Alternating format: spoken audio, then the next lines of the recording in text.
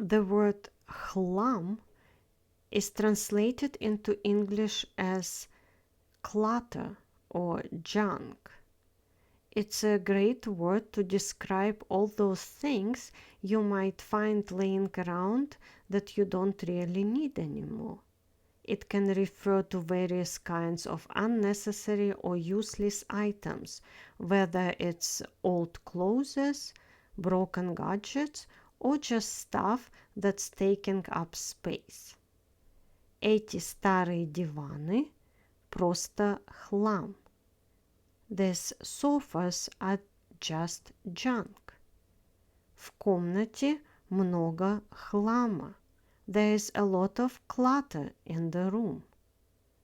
And now popular word decluttering, getting rid of clutter, translates as расхламление, избавление от хлама.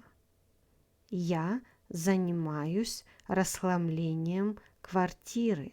I'm decluttering the apartment. The phrase в хлам is used as slang. It's an informal way to describe someone who had too much to drink. Он в хлам. He's wasted. He's extremely drunk. Another meaning of the phrase в хлам is very strongly, completely.